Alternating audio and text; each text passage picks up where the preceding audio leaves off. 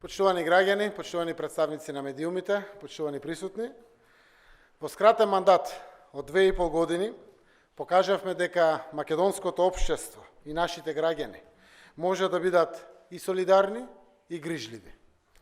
Градевме фер и праведно општество, а придобивките од тоа денес ги чувствуваат стотици илјади граѓани. Напоменувам, стотици илјади граѓани. Направивме пресврт и разлика.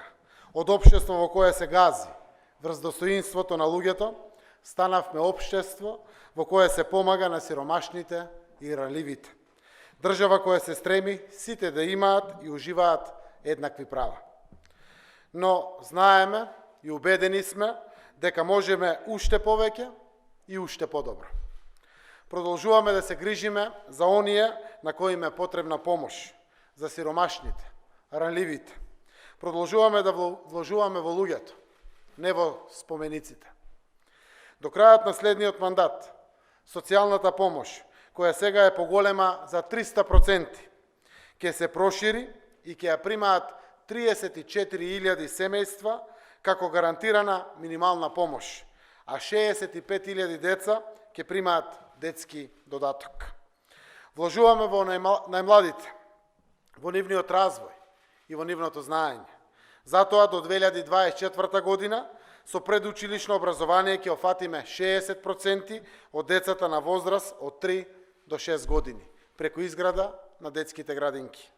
10.000 деца ќе добијат современи услови за квалитетен раст и развој. Ќе ги ослободиме од плаќање партиципација за градинка сите деца од семејства со ниски приходи. На најранливите семејства мораме да им помагаме, да имаат сигурен дом, свое место каде го развиваат своето семејство. Затоа во следниот мандат ќе изградиме 777 социјални станови за најранливите семејства, но и за младите брачни парови. Финансиските средства за преквалификација, тренинг и практична едукација со цел полесно наоѓање на вработување ќе ги зголемиме за 30%. Градиме систем кој возможува надминување на пречките на лицата со попреченост.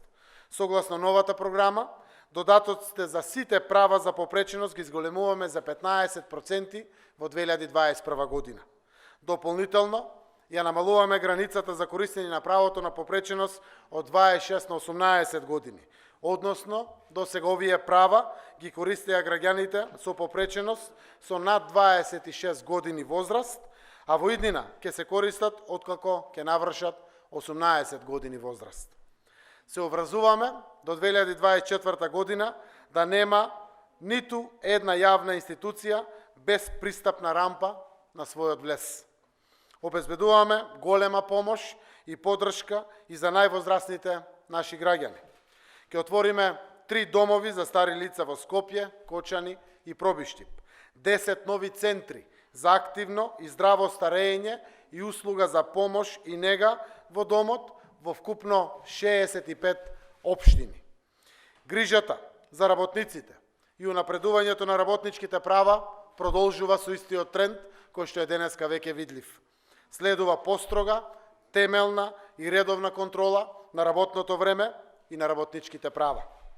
Недела да биде неработен ден за сите кои сакаат да бидат со своите семејства.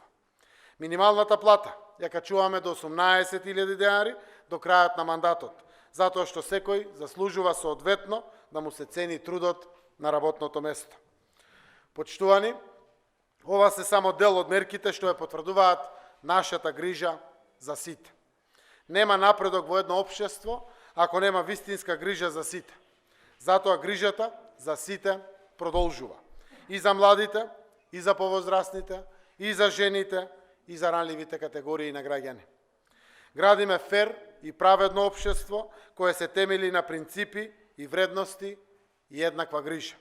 Само такво општество може да води кон напредок, кон интеграција и кон подобро утре за сите. Благодарам.